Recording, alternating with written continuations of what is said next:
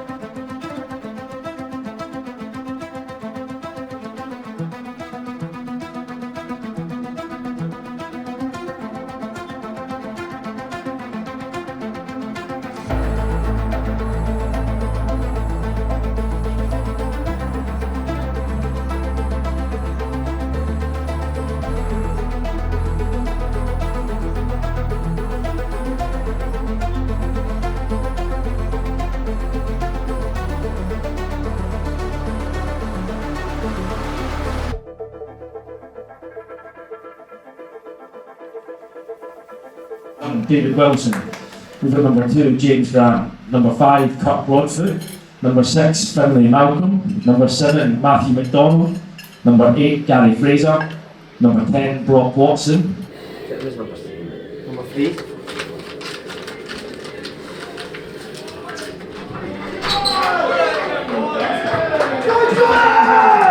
Before that, me and Derek obviously never had met each other. The producer of Open Goal had talked me through a prank he wanted to set up with Frank and Derek, and I volunteered to be the actor in that. So this is the second time I think we're going to come face to face. Derek, no, Barry, welcome to Broadway. Look at this, by the way. Behave myself today. You off it? Yeah, I'm brute. I'm not off it. Oh, hey, by the way, that Barry's brother isn't London. That's old school now. I'm fucking Lucy's dad. That's how I'm fucking... Do you know anyone about the Barry brother? No. I go to a pub in Blantyre, right, and surprise, a Rangers pub. Right, I got in there Sundays. I was in one Sunday with Charlie Nicholas Collins. Charlie Bar.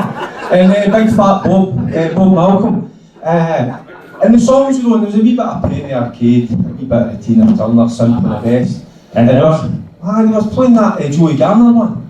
Say that you love me all of the time. We've got bum Joey Garner. This time I was up at the bar, right? Next first comes on. We've got bum Charlie Miller. We've got... I was like, that's fucking great. So we get the pints back at the table. Next verse. We've got bum Malcolm. We've got bum. It's like that. And I'm sat down, pints and like that, for the wee deck about. There's only one other ex-Ranger in the establishment. It's my turn. We've got bum Barry's brother. Fucking two, by the way. The last week and a half I've looked at Trinent, shaped up at Trinent. But again, then we talk about preparation. We've had Sam Ellis, who played against Berwick, done really well, left back, fit boy, who came for Stranraer. He'd been released for Stranraer. For the Berwick game, he just had his release for Stranraer, so we were able to sign him as a trialist for that game. So he played against Berwick, done well. So we've kind of shaped up with Sam in the team for 2 weeks, looking at the Trinent game. But the club, we've not managed to put the paperwork through on time. Just got a message this morning that said that paperwork, we've not managed to sort it on time. So all that no goes out the window, but a lot of what we do is with the fullbacks because of how Trinent play. So again, understand that other clubs have got problems, but it just seems that we've had a lot of them this season. And I'm going to need to go and put Matty, who was really looking for. I'm actually changing our shape. We're going back to what we started the season with a 4-3-3 with a sitter instead of a 10, just because of personnel. Jamie Semple suspended. We're going to bring Matty back to his kind of favoured position. So I just have to pull him in there before the game to tell him that he's going to need to play left back. Right, no worries. Right, stick it up. Jim, you stick it up. That's it, lads, we've left it to 7 games to go to do things right, alright? So, as you can see there, boys, we're going to go with Div in goals, Matty left back, Pat, Broders, Jim Grant, Con sitting, Gaz to the left of Con, Aidan to the right of Con, Brock playing the right this week. Do not think that this game means nothing, lads. Please. Do not think it means nothing. I told you 2 weeks ago, every time you're here, every time you're away from here, I'm judging you for next year, lads. It's not a threat, it's what I need to do. I'm fucking looking to see who comes here regardless, whether it's fucking training, whether it's a bounce game, whether it's Trinent, whether it's fucking Celtic lads. Who comes here and carries out our principles when they're here and when they're not here. If you want to stay here lads and that's what you think your future is, you want to be at this team, you need to carry that out every time you're here. That enthusiasm, that fucking love and passion for the game, the ability to follow instruction and the fucking bravery lads. Bravery in taking the ball near half of the pitch and bravery and going fucking making things happen in that half of the pitch. Good thing is lads that I know every one of you are fucking capable of it, because at certain times I've seen it in every single one of you, but it needs to be every fucking time lads. If we want to get to where we want to get, and that's winning lads, make no mistake about it, I want to fucking win. To do that lads, it can't just be one every fucking 2 or 3 weeks, it needs to be every time we're here, every time you're away from here. Starts from today lads. If every fucking single one of us are at it the way I know you can be at it, follow instruction and bring the best of you, we fucking win this game. Make sure you fucking bring that today, alright? Let's go, come on. I say it because you see them in the tunnel and they're fucking cuddling each other and all that. Get the fuck, you know what I mean? Because that's it, you should be so concentrated. Come on lads, remember, first one.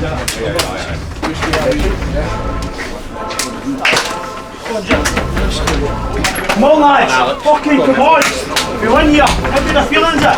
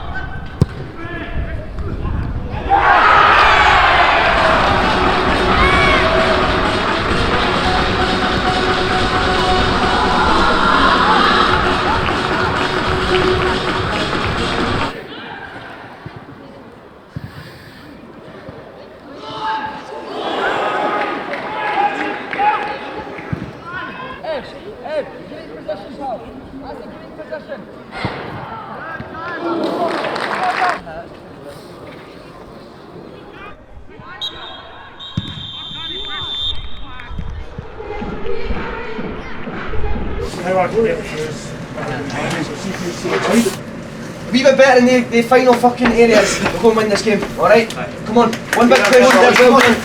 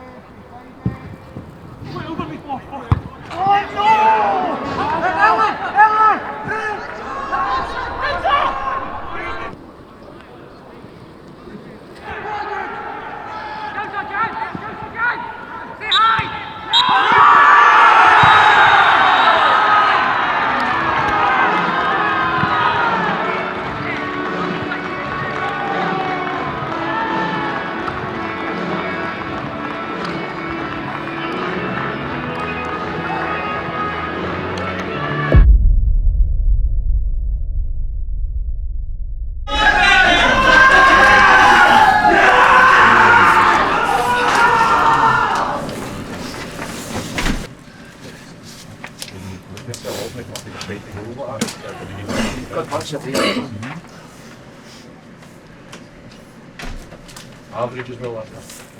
Average, they're fucking gang. Aye. Just on the side, as we get in there, fucking game. See, as soon as we can see the goal, we go to tits. We don't do the same stuff we do every fucking first half. It's pish. What's the subs doing when they come on? Fuck all! I know you're not happy in all you play, but fuck me, help us! Fucking hell, Finn, I told you that first half, don't let them across you. That's how we concede the goal. It's fine lines. Goals change games. Don't know what you use, but I'm fucking sick to the back teeth of getting beat every fucking week. Spot on. I'd fucking do spot on. Lads, I'm not going to rant and rave, because once again, I look at it, just thought about the game in there, and every single one he's gave me absolutely fucking everything, especially when it started, gave me absolutely everything.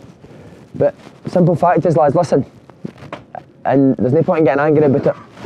I'm as angry as anybody. I fucking hate losing games of football. Simple fact, lads, we're not good enough. Burn.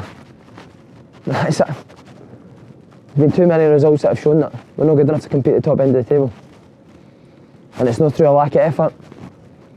It's not through a lack of fucking no following instruction. Just in some areas, lads, we're not good enough. It's very hard to win games of football when you've got that up against guys who are fucking animals, lads. So they are. They're animals. Every second ball they're fucking there.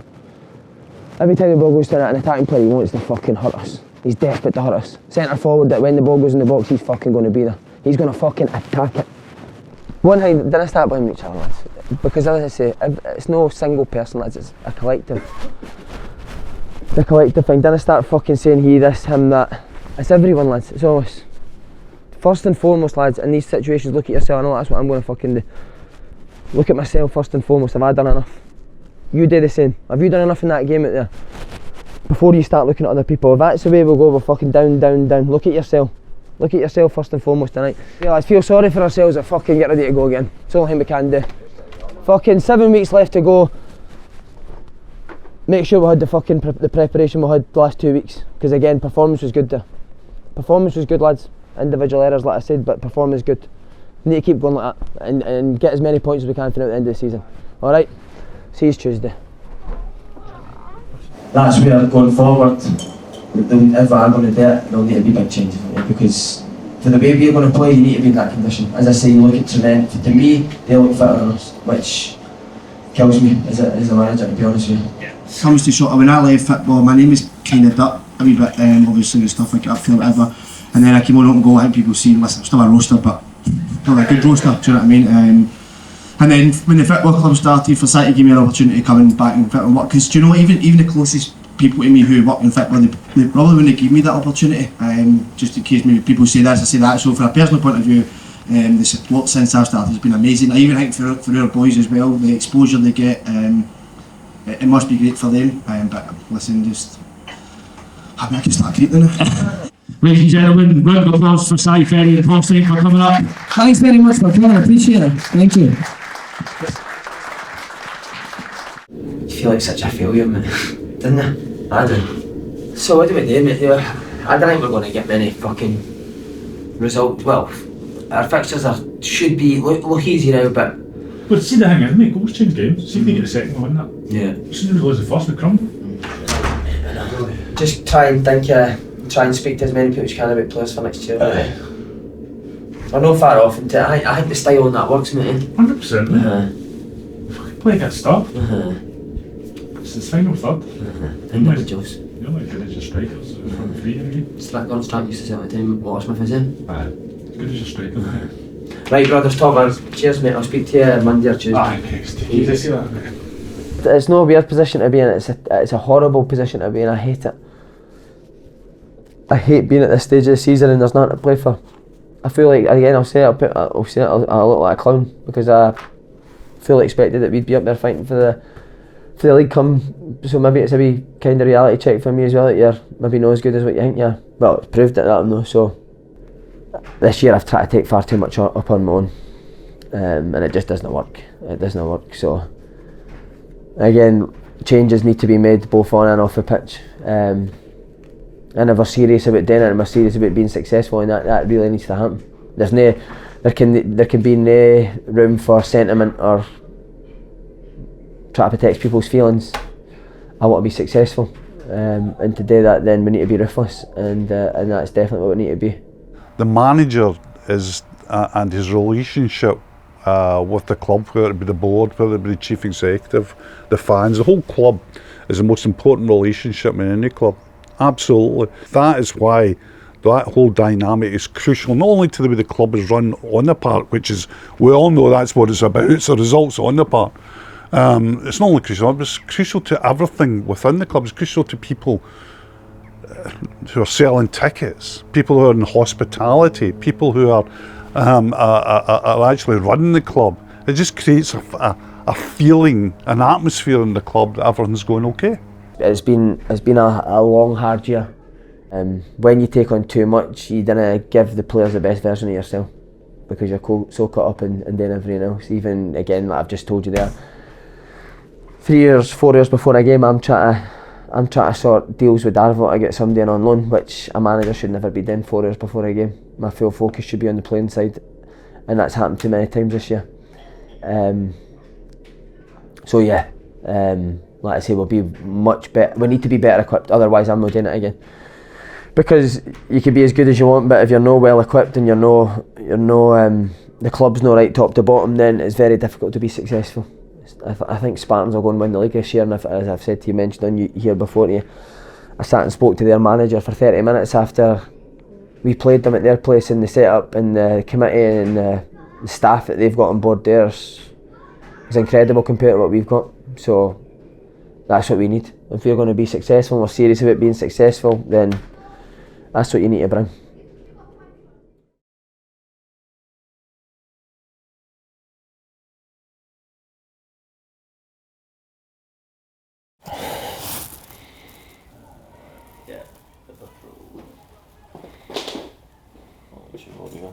So what's happening today? So today we're, I'm going to tell the team, and I've already told the staff, I'm going to tell the team that Open Goal and Marcel will not be continuing on at Broomhill next year. I found it a lot tougher than what I thought it would, both in terms of time here and time when I'm not here. And there's been a lot more that I've had to deal with than I thought I would, outside the football side of things. And just weighing it up, kind of how frustrated I get with it and kind of how reactive I am to it. I think it's the best decision for myself, the club, my family, and ultimately the players as well. Because, again, I think my performance in terms of the football side has been affected because of other things that have happened. So that's been a real frustration, and I've probably not been able to give them 100% of myself. I think a couple of weeks ago, me and a couple of the guys at Open Goal sat down and weighed up kind of pros and cons of going again next year. But I think even when we looked at the bigger picture, I think it was even taking up more of their time than what they'd expected. You know, our main thing is that we're a content brand. That's what we do. You know, produce podcasts, we do live shows, and we maybe feel like that's kind of been affected as well because we've had to focus so much time on the football team. And like you say, ultimately you didn't want that side of the business to be hampered because that's got us where we are. That's what we love doing. That's kind of our bread and butter.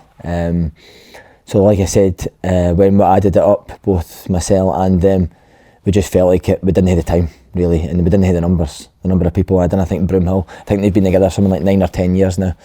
There's only 2 guys in terms of who's about, John and George. It was only really when I spoke to the Spartans manager after we played them at their place, and he kind of went through everything that he had in terms of committee, in terms of staff, and when you weigh this sort of stuff up, these things up, I thought and they thought it'd be really hard to be successful and compete with clubs like that who are so well established and are so well run. So the one people that I cannot criticise is the players. They've been absolutely, I'm going to tell them that tonight, they've done everything I've asked them. I told them how high the standards were going to be, what I was going to expect from them, and they've matched them. So I can't speak highly enough of them. And it's out of respect that I'm telling them early. Probably been better for the club and Open Goal to wait to the end of the season, but I just feel like we need to give these players enough time, want to know the situation so they know what they're playing for at the end of the season, in terms of maybe if they want to stay here but under a different regime or go somewhere else. So I think you need to be clear. Like I say, the players have given me absolutely everything. I think it's only right that we are 100% clear with them.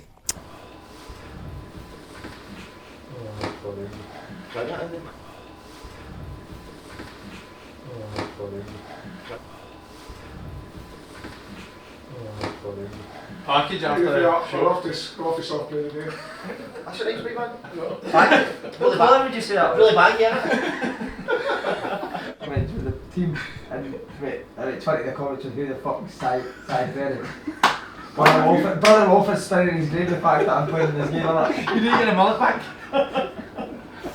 Have you thought about what you're going to say to the boys? I know what I'm going to say to them. Just going to be honest with them, mate. The reasons why I don't feel like I can do it again for another year, and why obviously open goal can't do it as well for another year. I half think they're expecting it, mate. Are you nervous telling the boys? I'm a bit nervous, mate. Like I say, it's not nice, is it? To be told that they'll need to go and try and find a new club. I think they'll be gutted, but it's been a good opportunity for them, regardless of whatever anybody thinks of the project. These guys have been put in a wee bit of limelight for the first time probably in their careers, and they will have, some of them will have been noticed by other teams. Like when this team, whether they stay on at Broomhill or whatever, their contracts will be up. I would imagine there'll be a few teams in this league would look at maybe guys like, I would say Jimmy, even Simples, the boy Pat Malloy, definitely the goalkeeper. They would look and think, you know what, he'd be good in my team, because I think some have done really, really well. But we're not the type that are just going to leave them. That's usually you'll help them. Try and get them clubs, definitely. That's probably the thing about the last few years, the people you've met through football and an open goal, that you can, the ones like, for example, Jim Grant, who's gave you everything, then you'd be more than happy when you speak to somebody to recommend him to a League One club or whatever. He could play league football, I think. Yeah. And that goes for a lot of them. That's what them. But how do you feel about the whole situation in general? It's sad, mate, of course, because like you say, you get these boys to come on board on what you believe and what you see for the future, and obviously it's no panned out to be that way. So I'm the manager, ultimately that's my responsibility. So I'm sad, but again, like Kev said, if I sat here and thought I hadn't gave it absolutely everything, mate, then I would probably feel bad, but I genuinely I've gave it. And it's been tough, mate. Even if I were to go again next year, mate, I'd probably need to have a proper serious think about whether I wanted to do it again, because just how much it's affected my life, mate. He stays with you, mate. I've never seen somebody that takes it. It's no bad, but you take it home with you, even if the defeats it. Fucking. I know everybody in football you get low and you get beat, but you just seem to just destroy your head at times, mate, didn't it? You've definitely went above and beyond, definitely, because I say this to people all the time as well. Like, even you've hardly missed a 20s game this year. I don't think there'll be any other manager, I might be wrong, but in the Lowland League that's gone to every single 20s game. So that's you Tuesday, Wednesday night training, Friday night with the 20s games, Saturday, and then obviously and then Monday I'd be watching your games back. It just takes over your life, mate. And I understand that a lot of managers at this level will happen, but the amount you need to do outside of football that I've had to do this year has just been because I think when you came in, it's neat, but there was only sort of 2 or 3 people at Broomhill. There was like, I mean, do you know when, like, even when I grew up, my dad used to always take me to Maryhill Juniors, and there was a stadium there, training facilities there, there was all this. So it's probably almost 2 sides. You almost had to build a full club up from scratch and build a full team up. I think you're more devastated. I'm drained, mate. So maybe in a couple of weeks, mate, I might get that. But I'm so drained, mate. I just left you.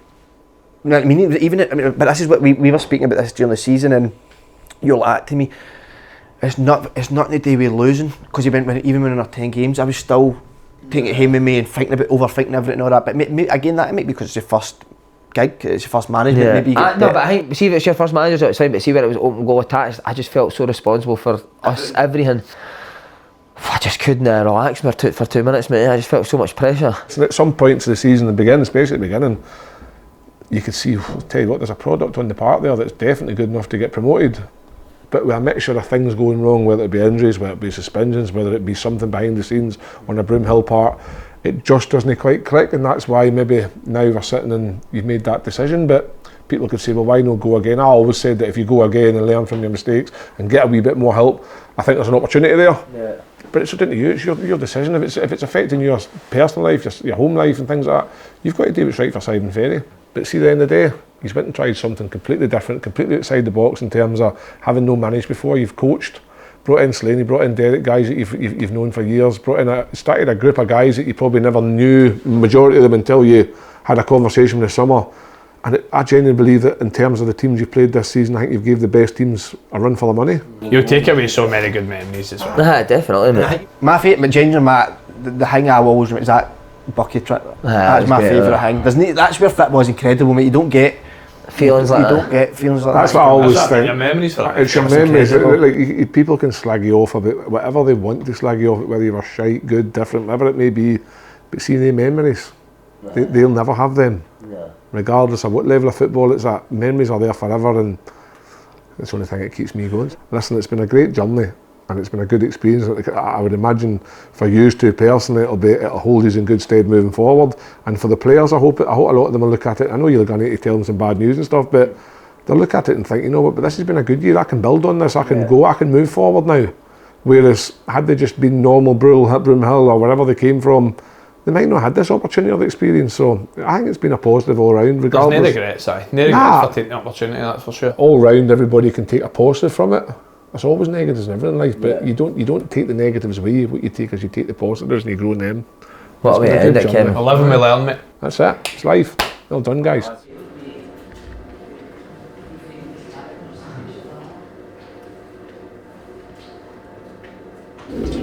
See how your arms. You can be mine. Just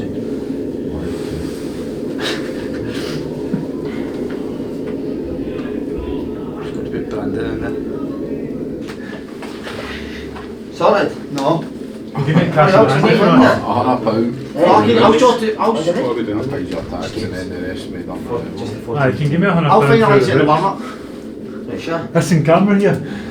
Yeah? Give me £100 for the straight to give me the rest. I will pick your teams. I'll pick your teams. I'll do the team. Right, come on, let's go then. It's a short warm-up. Right, come on, son. Yeah, Cameron.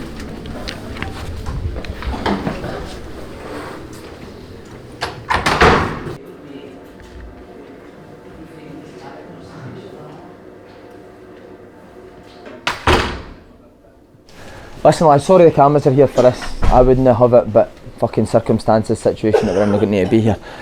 Not going to beat around the bush, lads. Me, Slaney, open goal, we're not going to be doing this again next year. So Broomhill will go back to what it was. Reasons, probably been the hardest year of my life, lads. Fucking been a lot of hard work. Had to do a lot of things that I never thought I'd need to do. Just became far too much.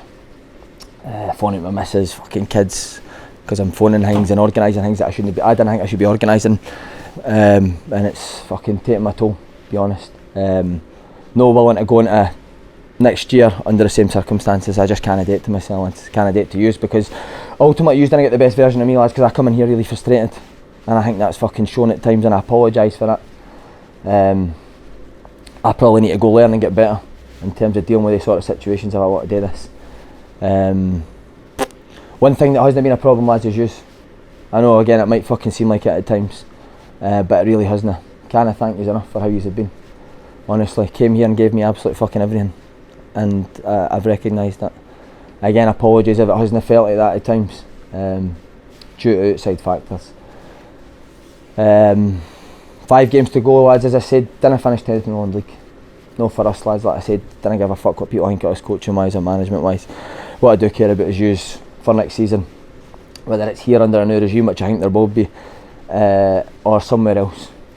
Go and fucking have the best possible end to a season. I'm telling you now, lads, I've seen get moves for form at the end of the season. Honestly, we've been fucking hopeless all year, and to finish the season really strong, end up going and getting good moves. Yous are all capable of doing that, lads. Yous know yous are. Again, just a thank you for how you've been this year. I know it's been tough under us, it's demanding, but these have been absolutely excellent. Slaney, anything you want to say? It's that game. Honestly, lads, I feel myself a lot weaker. No, boys, honestly, I'm proper gutted. It was only a couple of weeks ago we I met when we were planning off for next season. Yeah, we should have done better what we've done. But the first season was going to take a hell of a lot, lads, off the pitch, on the pitch, for us to see what works, and that's staff included as well. So next season we were probably excited about it, but I could go. I really could go then.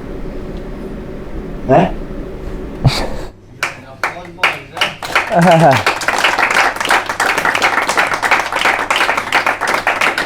thing, lads, we're not just going to fucking leave yous.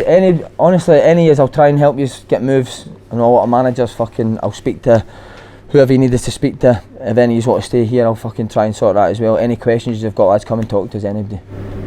Because I mean, a lot of these can put higher up. I know the league position, but again, that's my true reflection of this. Who you are as players, or who we are as a team. And that'll fuck me, man. This is tough, man. Having it. A few years I won't speak to you.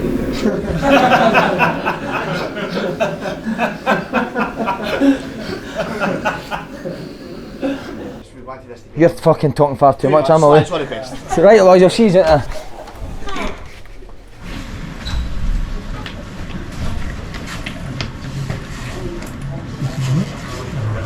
There's one double barrel, right? I think we just all it, I was just patch it. One double. I know, we're all new to this like that.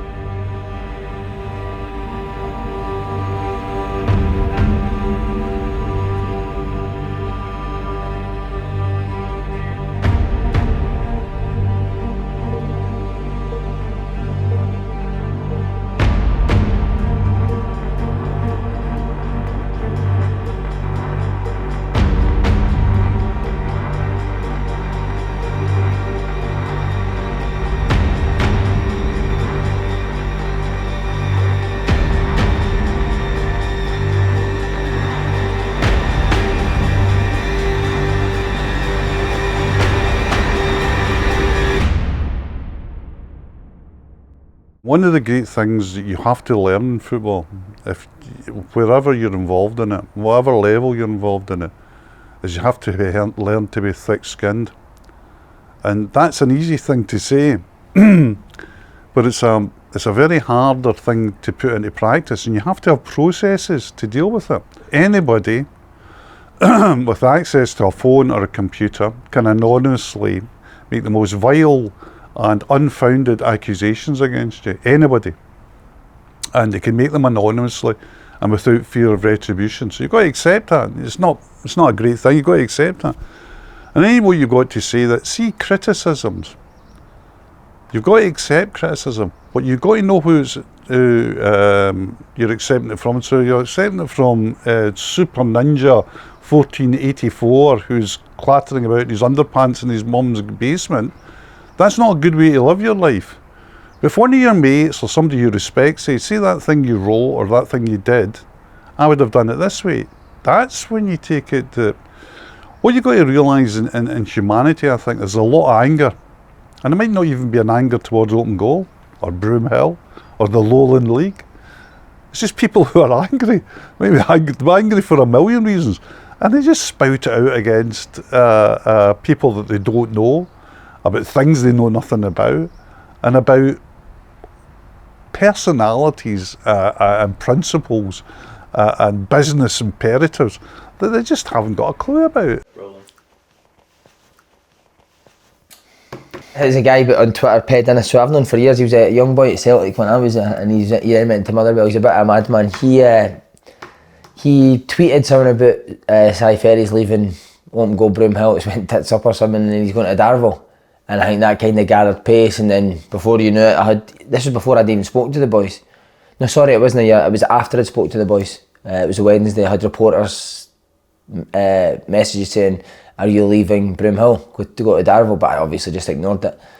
I never spoke to anybody, and then it was all the Daily Record in the Sun that I'd told the players, and again obviously somebody had leaked it. I don't know who. Not that I'm that bothered. I understood that they things were going to happen. Once you told the players, they usually talk to pals, and before you know it, everyone knows. So then after that, it just came a barrage of abuse, kind of a Wednesday to probably the Monday.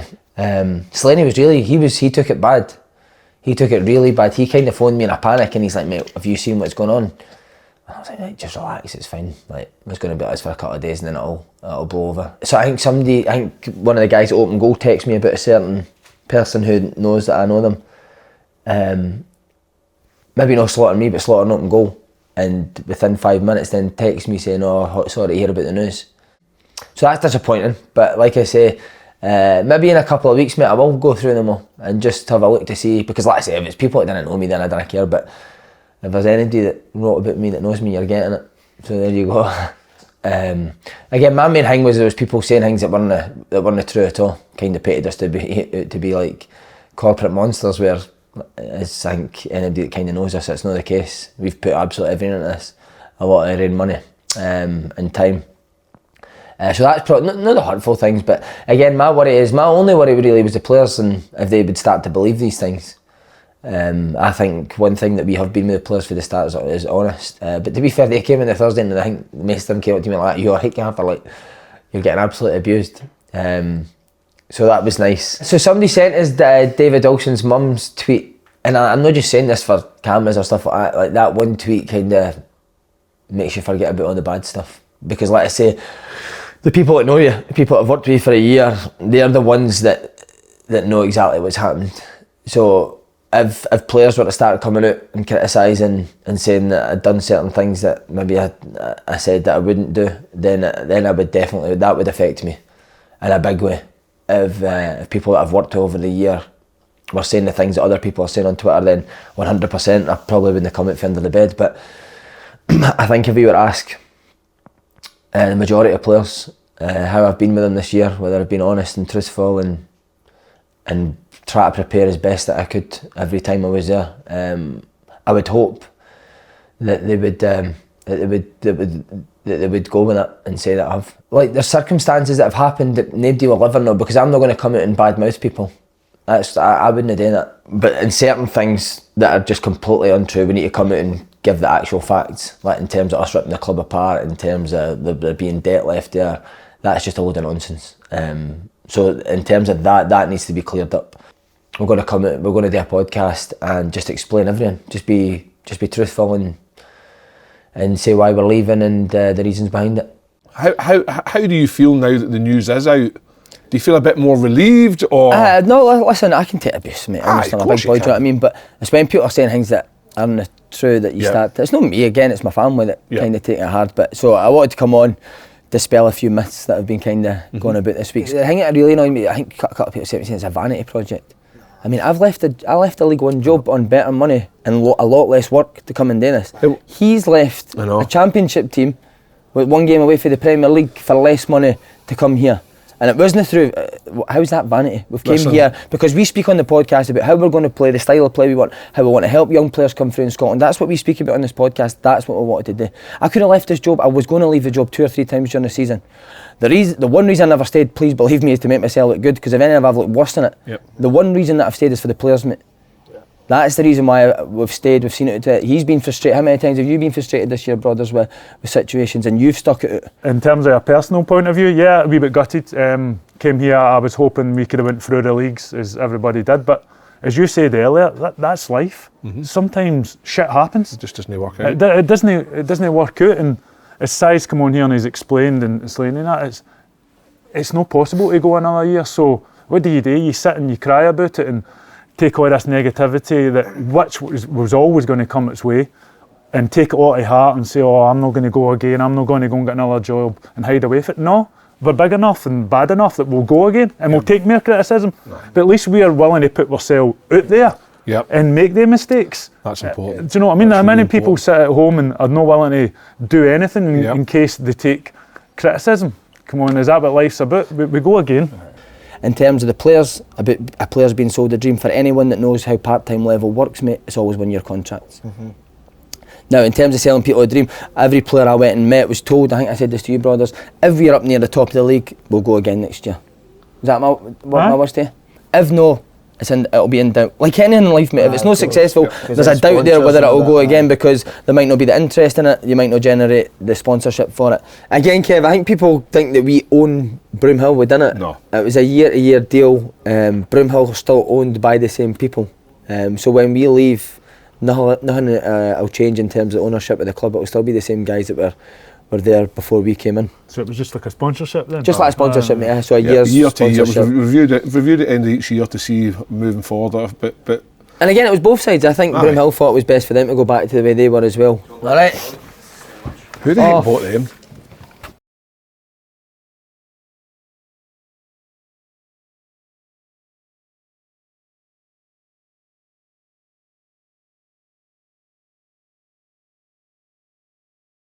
What I'm hoping that I've left in these players is that it shouldn't need to be because of a circumstance to why you're motivated. You should be motivated because you love what you do. You know, I'm not going to have I'm not going to manage next year, but I'll still come in here and give my absolute lot because it's what I love doing. It's my passion, and I think if you didn't have that, then you'll find it very hard to be successful. So their motivation has to be to come and be the best version of themselves. It's kind of the message that we've tried to pass through, regardless of the situation, whether we're 10th in the league or whether we're top in the league. I spoke to John and George. I'm going to be getting a job. That's some magic. They asked who I wanted my assistant. Right. I said, you don't want it, do you? Man? No, I asked, you don't want it, do you? Don't want to be your assistant, no? No. I'm only getting it. So I'm going to be getting it next season. Good. I think you did really, really well. Do you? You might take them down.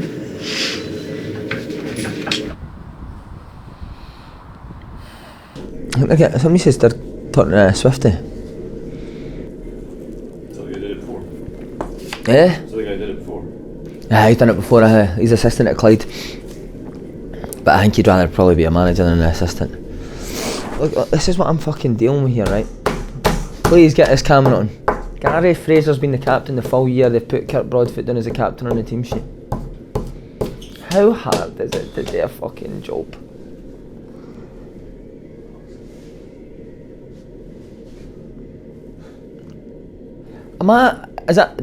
Tell me if I'm being, just be completely honest with me. Am I being over the top and that annoying me? Would that annoy you, viewing me? I wouldn't be surprised. It's the cumulative nature of it. Yeah. And all the little things add up. Yeah. How can that be possible? It's the thing you got surprised by. Because you know what, mate, I can't even relax. I know that I need to come in here and fucking check this inside out to make sure that it's right. Alright lads, everyone alright? Everyone in? Anybody in that physio room there? No, but I was in those. Is that it, Sims? Right, okay. You've had to deal with a lot of shit this year, lads, that you probably shouldn't have to, which again I can only apologise for. I also want to say, lads, that I was not on that to make excuses.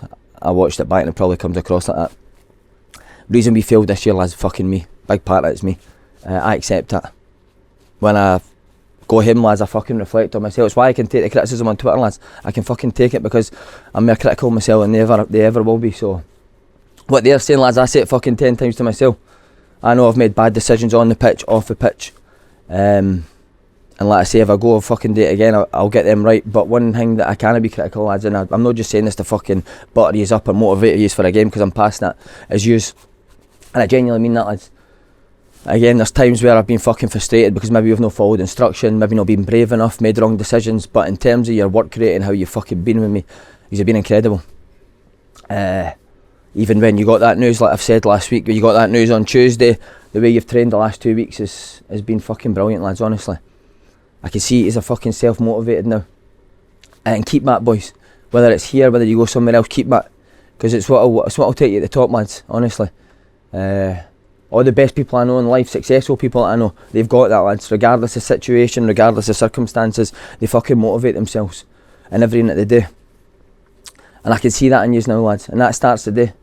So again, please don't come and fucking mump and moan and make excuses and go out there and fuck it off because of the situation that we're in.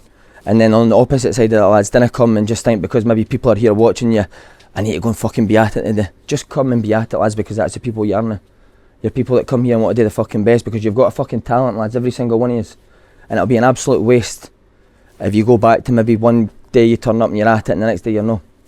From now in your careers, lads, fucking make sure you're at it every time wherever you go. Because like I said to you last week, maybe you've not been rewarded this year for it, but I honestly believe in the long term you will be. Because if you've got that talent, you've got that attitude, you'll get there, lads. It might take you a wee bit longer, but I've no doubt you'll get there. So from today, that continues. I wish you all the best for the game. Let's go and fucking win. Alright? Come on, lads, let's go.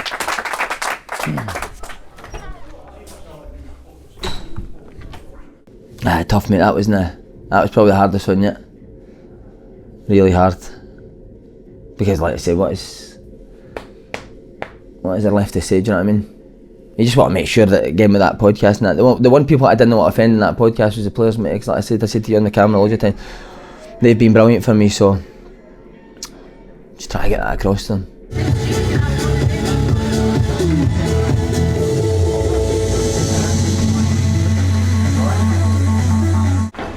Just on the left.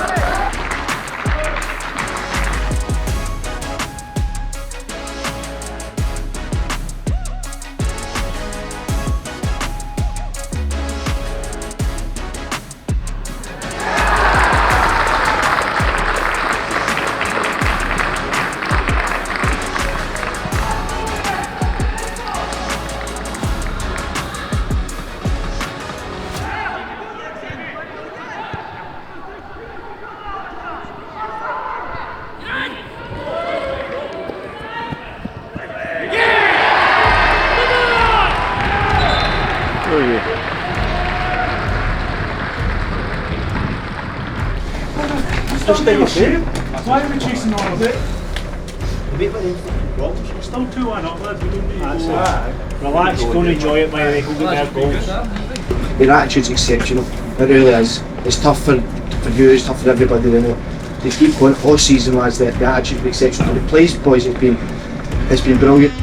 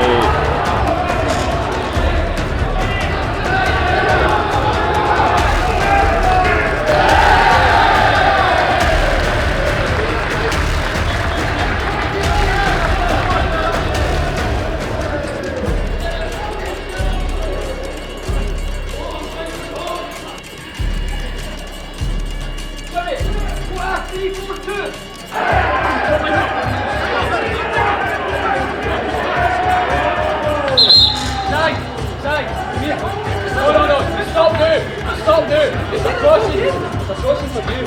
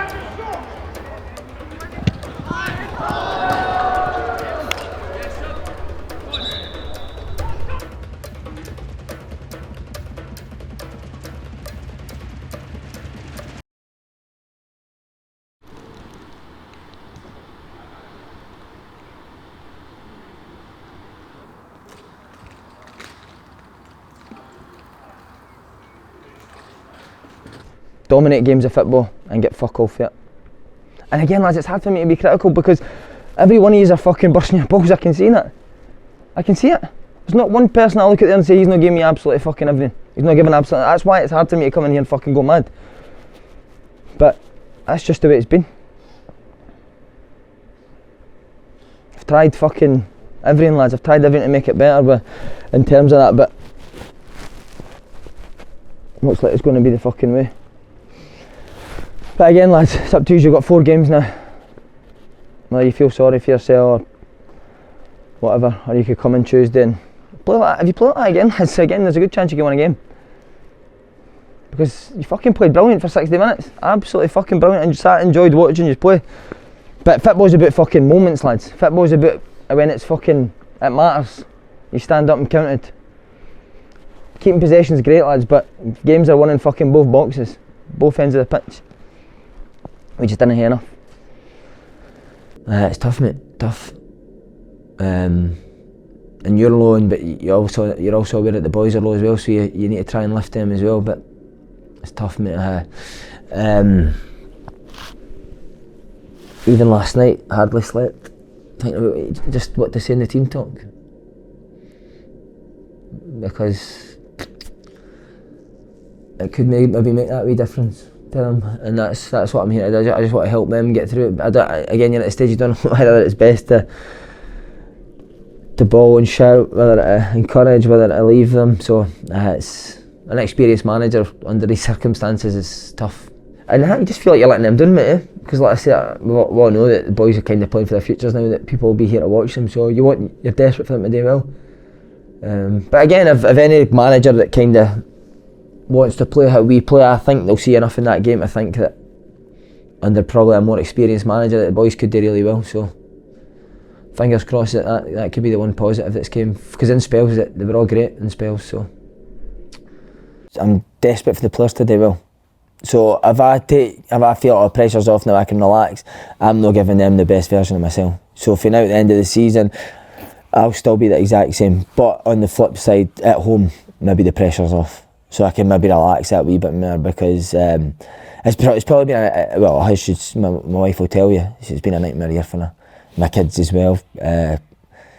Again, maybe over the last kind of couple of months I've learned to relax a wee bit more.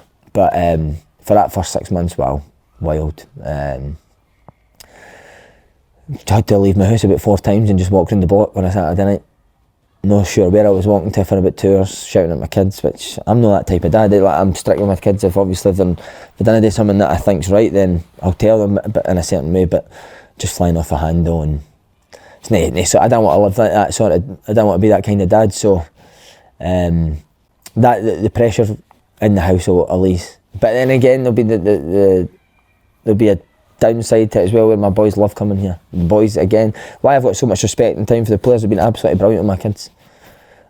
And the first thing I asked for them when they came here was to be good guys, and they've done that. They've been great guys. They've been great to work with the players. No complaints. So they're the sad things. When you're here, if I could just deal with the pressure when I was here and I could shut off when I went away from home, I think I would maybe go again. But maybe it's because of the age I'm at. I'm still quite young in terms of management. Maybe that's why I'm struggling to shut off when I go home. I always liked, this quote has been attributed to so many people, but the first time I heard it was from Sacchi, the great Italian manager, who said that football is the most important of the least important things. And I could really identify with that and say, right, that's put in his context. If you talk to Sir Alex Ferguson about any regrets he has in life, he's not talking about, the last minute goal against Porto, or Scholes' goal that was ruled out at Anfield or something like that. He'll say to himself, well, God, I wish I'd spent more time with my kids. But part of being Alex Ferguson was that obsession and saying, every day I'm going 24/7, this is what I'm thinking about, this is what I'm doing. I'm going to my bed at night and I'm going, how are we going to train these players tomorrow? How difficult is Wayne Rooney's metatarsal? What are we going to do about the centre half? What's the academy like there? Is the coaching as good as it could be? This is the life of these people. And Simon Ferry, of course, is much lower down the ladder than that, but we know that. But it's the same mind. It's the same mind process. how do we balance our professional, our personal ambitions with another life? How'd you meet Sinai? Not really, you're not actually asking me that, are you? No. I think some people had mentioned this so many times, this vanity project or whatever it was. Honestly, for Simon, I can hand on heart say this certainly was not that for him, because I watched him at home. If this was a vanity project, he wouldn't be having sleepless nights, sitting up watching clips 900 times, taking calls from the boys. You know, this was a total... Would passion project be the right thing then, if that's the kind of opposite? Definitely wasn't a vanity project. I know that Simon wanted this to work from day one. I can't really wrap my head around how much people reacted to it and how strongly they reacted. But that's what it's like out there. I think we said before, it's like keyboard warriors. People get kind of brave and think they can say what they want. That's fine. Fair enough if that's how they want to get their anger out and things. And like I said, it's hard to keep Frankie away with that. He will be intrigued, you kind of are, and then you read it and you wish you hadn't. I know that's kind of part and parcel of football, but yeah, it's hard to keep the boys away from that, especially Frankie, because he loves football and he's probably looking at all of these kind of forums and things to see what people are saying. Simon had coached at Celtic, it was boys, I know, but still obviously the same kind of skill set, and then the Peterhead job, he was doing a lot of coaching there. So I just felt like it was going to be like the natural kind of thing for him to do, and I knew he really wanted to do it. He seemed really passionate about it. Yeah, we were all really excited, me and the boys. The boys are older now obviously as well, so they were thrilled. They couldn't wait to tell their friends and boast about it, and because it was Broadwood as well, it was like perfect for us. No more travelling up and down to Peterhead and things. And I know how much he puts himself into each project he does and how like everything's done 100%. There was one night, it was a bad defeat. I can't remember which one it was, but it was pretty early on. And I'd kind of seen how his mood had been kind of changing and how it was hard to kind of like get anything out of him on a Saturday night after a game. And I thought, I really hope this isn't the way it's going to be. So I ordered loads of Chinese food and got beers in, and I thought, well, he loves food, that I can break him down, that'll be it. But he literally came in, jacket on, just sat on the couch, stared straight forward, didn't even look at the food, and I thought, well, this is really bad. Barely spoke for hours, and it was so hard to see. So yeah, then that became kind of quite regular when there was like bad defeats. We'd go to bed at night and he'd lie in his bed, he'd be sitting on his phone, and he'd get up and I'd have to go and sleep downstairs. He couldn't relax. He couldn't find like a moment of like clarity just to like shut down and be able to go to sleep. He would come down here and he would be up all night. I'd come down and he'd basically be sitting still in the same position, lying on the couch, watching like, I don't know, clips from the night before if there'd been a game, going through it all, and it was horrible to see. Even watching them in past documentaries, quite jarring to see him, like, I could look at him and go, I don't know that person, because it's not a part of his personality really we've ever seen. You know, things weren't so positive in the house, so a change was kind of needed. And we're quite open like that. Simon will say, if you're not happy in your job, you know, change it. And, you know, we're quite flexible like that. You know, we don't want anything too heavy in the house for the boys, especially they're young.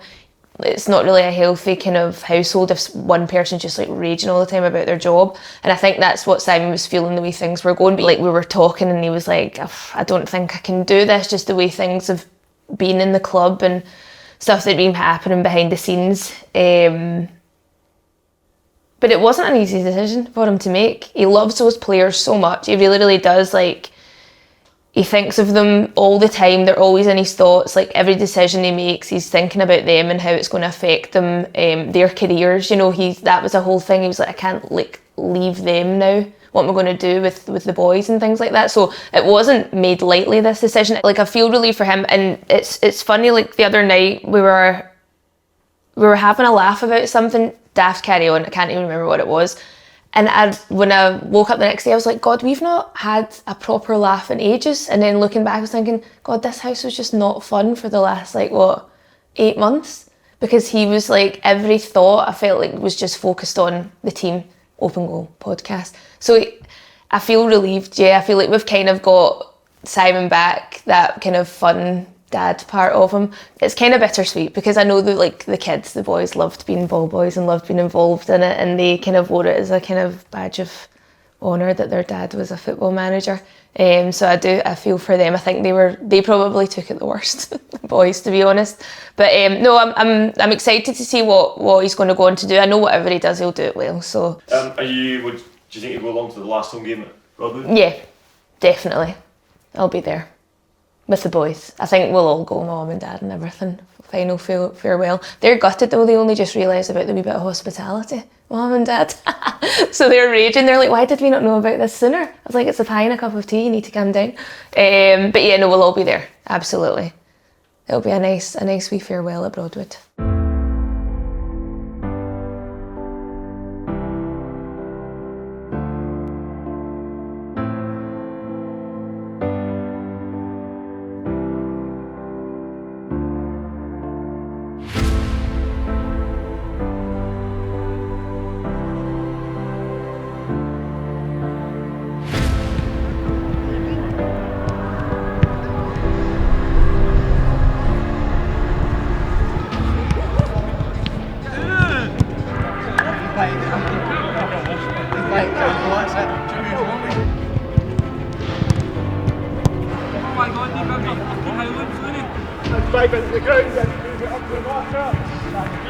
Well, I'm the stadium announcer here.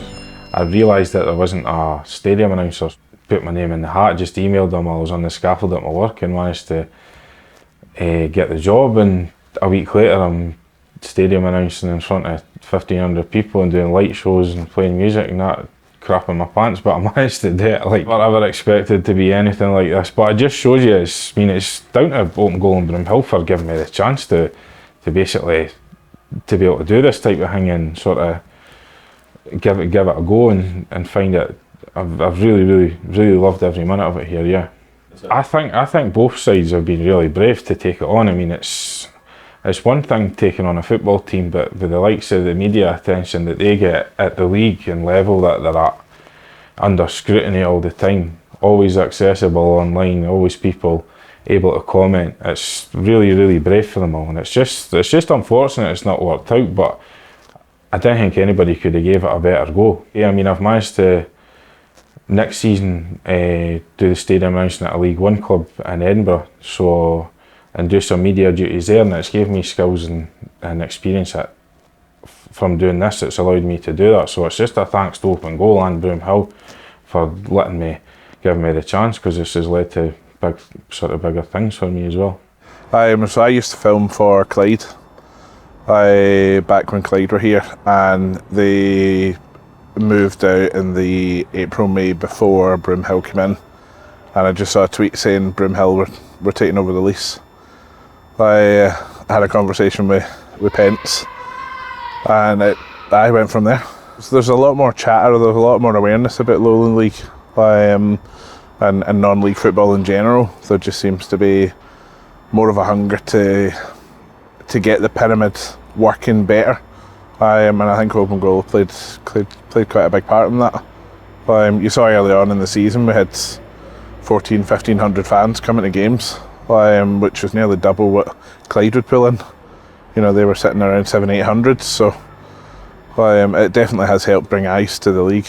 Everyone's very quick to judge, and that's one factor this year that's been slightly different. That there's been a lot more personal attacks. I think because of the Open Goal presence, that kind of opened up for that. But I mean, the guys, I think for the most part, just brush it off, and they say they're still out playing with the kids and making sure people that are coming along are actually having a good time. Fucking was it, man? Rooney, you're up. You're up. I'm not going to. I've demoralised these boys enough this season. Jimmy says he's scripted. I actually feel like I'm going to start keeping, start talking. He's going to lead us into battle against it. Everyone know that. That's alright. Right boys, we'll go same as Tuesday, but Sebs, you'll come in for gas. Matty, you'll drop back one. Yeah. Sebs, you're going to play at 10. Like I said to you after the game, boys, I fucking firmly believe you can go and play at top level. 60 of their players are playing the first team of Hearts. But what top players do, lads, is that they can fucking do it Tuesday and then they come on Saturday and they fucking go again. We've not done that enough this year. So today, come and fucking bring what you brought Tuesday. Because if you do, lads, you fucking beat any team in this league. I've no doubt about that. But if we come here and we're fucking slow and we're feeling sorry for ourselves and we pass the ball slow and we maybe give the ball away, we didn't react quick, lads, it'll be a long afternoon. But if we come here and start how we started that game on fucking Tuesday, lads, we pissed this game. How good's that feeling? Although we're playing for fuck all, lads, how good's that feeling Tuesday night when you've won a game of football? It's the best feeling in the world, lads. So again, don't be a team that come and plays alright and we come away here, I've no won. Come here, be a team that fucking plays well, runs, fights, is fucking brave and wins games of football, lads. Because I'm more than capable. Alright, last home game of the season, I says to you, the first home game of the season, couldn't have asked for a better group to do this with. Still fucking firmly believe that, lads.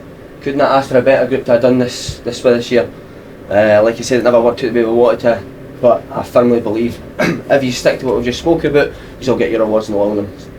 Maybe you've not done this season, but if you continue to fucking work, if you continue to show that fucking performance you showed Tuesday, train the way you have, be the people that you are, you'll fucking get there, lads, alright? So one last home game, lads, let's go and fucking put on a performance and win the game, alright?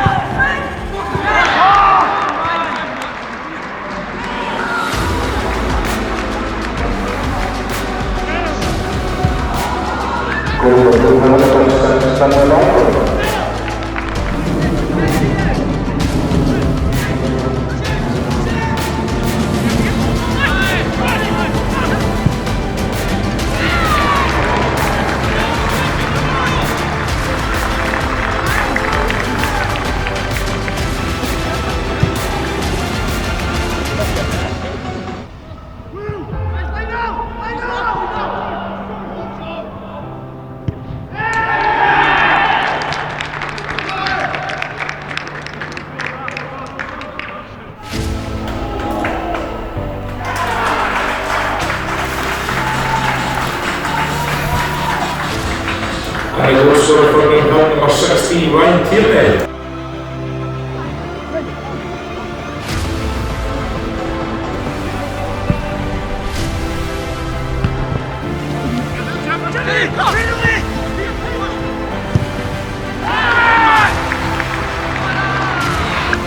Goal for Broomhill number 15, Alex McCall.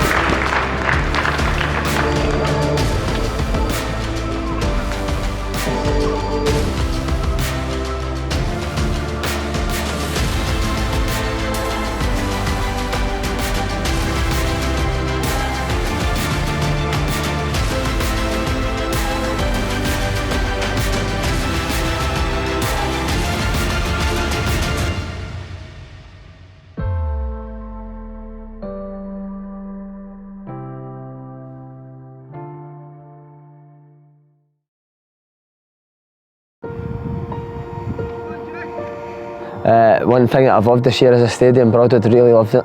I mean, me as a player, I'd love to have played here more. Only kind of got to play here at away games when I was at Peterhead, so good result to finish it. I think the boys thought at half time I was going to go on and give them a well done, but I just wasn't happy. I just had an end of season feel to it, which I don't know. We're trying to drum in that it doesn't matter what the circumstances or situation, you need to be at it. every time you're training, every time you play a game, regardless of what's at stake. So I thought the second half was much better. Subs came on, done really well. So that's that final kick of it. Two of the worst ball boys in football history. Nah, I'm kidding. You've been brilliant, mate, haven't you? You're gonna miss it. You're gonna miss it. They've loved it, mate. So thanks, Kev. Cheers, mate. They've loved it. So it's sad, but we'll get someone else, mate, won't we? Life moves on, doesn't it? We'll get another football team for you to ball boy it.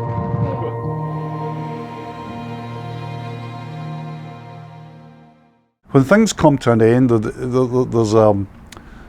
there's almost an element of people want to criticise and make recriminations, etc. That's life. I'm old enough to know that. But if you look at the open goal Broomhill project, I think it'd be better to look at what went right and what could have went even better. I did so much the club in terms of fans. I mean, I was here many nights when there was 1,500 people here, you know, and that would have been unprecedented for Broomhill.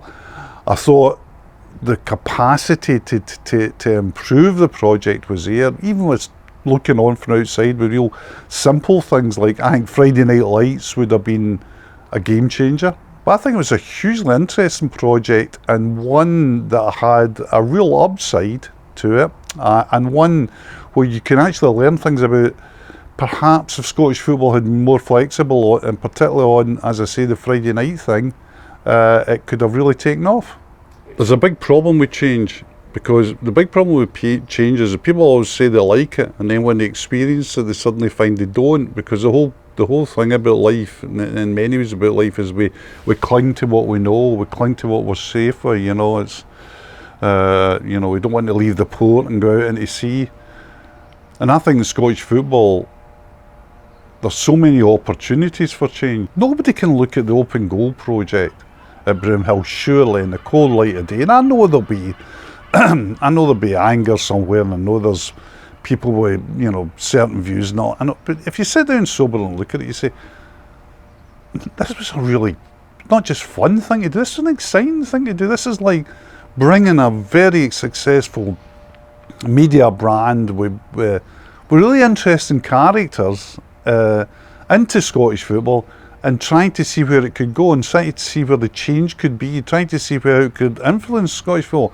But I think it's been a really positive thing. I think, you know, it's you know, nobody died, you know.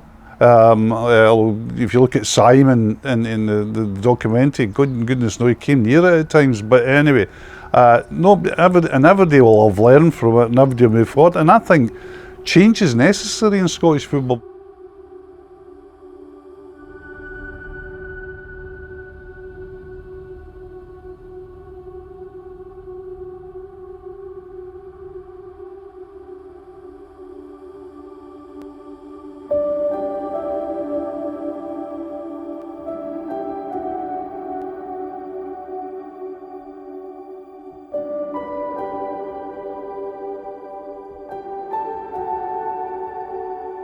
It feels a lot longer than a year, to be honest with you.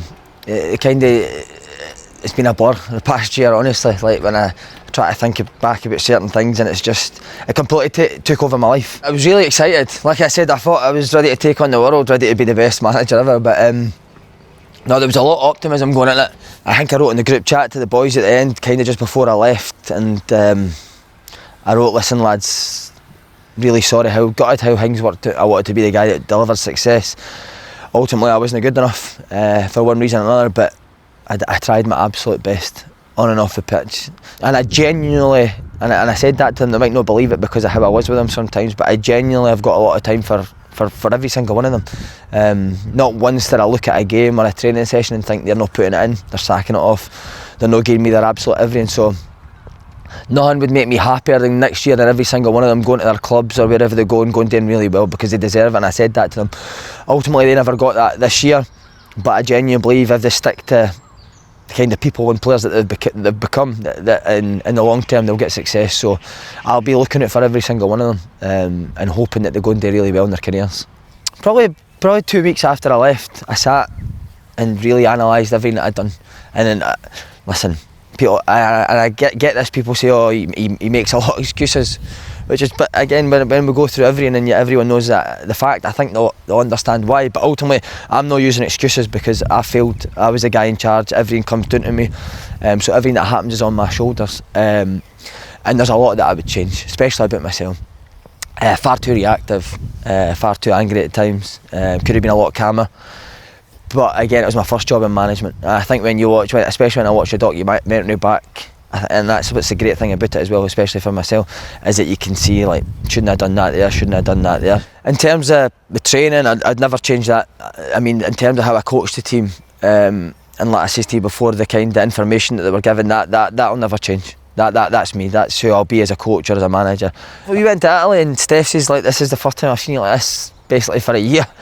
I actually had a laugh again, so I do feel like a massive weight's been lifted off my shoulders. Again, it wasn't even just the fact that I was a manager of a football team, it was the full open goal thing behind it as well. I felt so much responsibility for the company, for Slaney, for Kev, for everybody. It was almost like if this fails, then I could fuck open goal, do you know what I mean? Which was a big responsibility, as well as being the manager of a football team. So just having that kind of weight lifted from my shoulders, it's massive, and no thinking about football 24/7. As I say, I know that I've not done as well as what I should, but there was a lot of outside factors as well that added to that, and that's why I'm maybe not being as hard on myself as what I maybe would be in the past, because I do realise that there was a lot of other factors that came down to this not working, and that's a massive frustration as well, because obviously when I signed up to do this, I was told that everything would be done exactly as it should be, and how a club should be run. So there's been frustrations all around, but ultimately there's nothing much I can do now. Like this year, I want to enjoy myself, and I think I've had so many messages from people, like random people that I didn't even know, and just saying like how much more relaxed and happier I look on the podcast. Again, I watched that last documentary back. Me and my missus watched it, and she actually went, "You look terrible." I think it was just 2 days before we found out we weren't doing it again, and I was going to have to tell the players. I think we recorded it on that day, and I looked at my face and I was like, "Fuck me, man, that looks like a different guy." Like my face was all blotchy and blown up, and I looked like I hadn't slept for like a year. And like I look at myself now, and I actually feel a lot healthier. I feel a lot fitter. I'm back to like going out running every day and enjoying it. So definitely that work-life balance is so much better. Slaney's he's probably my favourite person in the world. And again, even that probably made me feel like this is not right for me, because I don't think he'll mind me telling you we fell out a couple of times during it. And I just used to sit in my house and think, this isn't worth it, I'm falling with my best mate. So there was, I think me and him nearly rolling about with each other at the Gallagher after a podcast. Never spoke to us during the podcast, pulled him after, says, what's happening? Me and him nearly rolling about. I think there was a lot of barriers for us put in terms of other clubs, the league itself. I mean, I don't think there's ever been a bigger season for the Lowland League in terms of the spotlight that's been put on it this year, with us being in it. I think it's got a lot of attention. Like we've said before, kind of the highlights that we've put out, the amount of views that not just our players have got, but other clubs got. I mean, you're just not going to get that again in the Lowland League. And we just felt like, not that we're wanting a hand, but just a wee help in terms of, because I think with more Friday night games, it would have been bringing even more spotlight on it. But there just seemed to be a reluctance there for, like I say, for clubs and for leagues to move games to Friday nights, to rearrange fixtures to try and get bigger crowds there, because ultimately that's what's going to make people want to play in the leagues. You know what I mean? If boys playing maybe League 1, League 2, and there's 300 people there on a Saturday, know that if you come to the Lowland League, then there's going to be crowds of 1,200 people, then the league benefits itself. So now there did seem to be a reluctance. Now maybe that's people thinking that we're maybe too big for our boots, but that was never the case in terms of why we wanted to do this. We never wanted to go in and show people we're here to take over, or we think we're Billy Big Balls, we can come and we didn't want to do that at all. We wanted to come here, and a lot of what we wanted to do in terms of the 20s and that as well was wanted to promote young players. I think, again, I said to you, we weren't a team that went out and bought big players. I know people thought that because maybe Broders signed, but as I've mentioned before, other than Broders, I know a lot of the boys were playing at their clubs last year, so we wanted to be a team that developed young players. We speak about it on the podcast how we see football being played in terms of the playing style, because we think you get the best out of young Scottish players because they're dominating the ball in possession. We're asking them to go and be brave, and that's what we wanted to bring. You know, the long-term plan was to eventually have an under-20s and under-18s and under-16s where you're developing kids in Scotland, because we say it on the podcast all the time, we didn't feel like these young kids in Scotland get enough chances to go and play, and we wanted to be a team that brought that, playing at a competitive level. So it's sad that that people never seen it as that, and they kind of seen it as us as a vanity project, and that was the reason why we were doing it. That's the sadness I take for this, because I genuinely think if we'd maybe stuck at it long term, if circumstances were a wee bit differently, that we could have eventually been successful. I'm actually looking forward to the next year, I really am. I've obviously sat down with the boys at Open Goal and got big plans for the podcast and that next year, and that's my priority. But then also East Kilbride as well. Like I say, I'm working with a guy that I really like, with good people as well at East Kilbride, the guys that are in charge there. So I'm really looking forward to the next year. Some of the best times in football I've had were the last year, and just kind of maybe not the bond, because maybe they didn't feel it the same way. They didn't feel the same way towards me, but the way I feel for the players, I've never really had that full team at Broomhill. I really liked them as people. I said that to them at the end. Like, as people, they were brilliant. They gave me absolutely everything, and I said that to them. I'll never forget it. Again, people look at this and think we were hopeless. We weren't. We were a very good team. Again, I seen us play Alloa, who finished 4th in League One, and I thought, not more than competed. I thought we were second half especially, we were really good. I thought it looked like we were going to win the game. Again, a lot of managers will say this, but we had a lot of big injuries at bad times, suspensions at bad times. But again, if the circumstances were better in terms of the club, then I genuinely believe if we had a second season, would have been up there next year.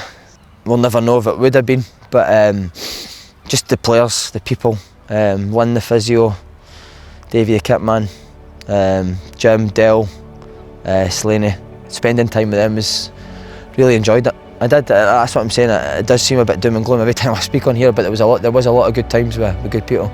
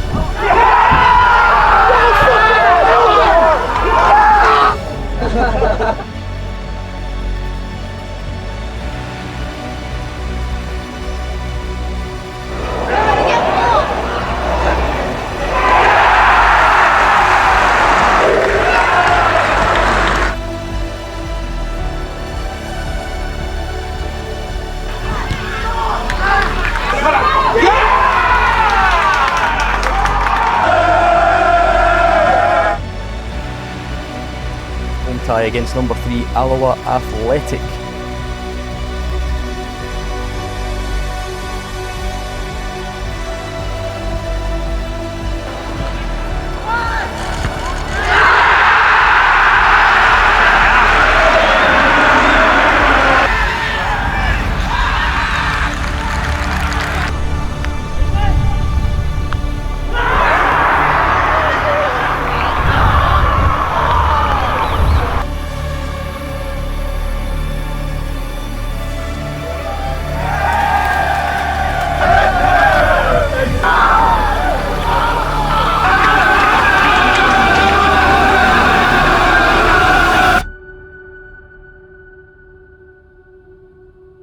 Here's some unbelievable memories, just to say I love every single one of you. Your character's fucking unbelievable, well done.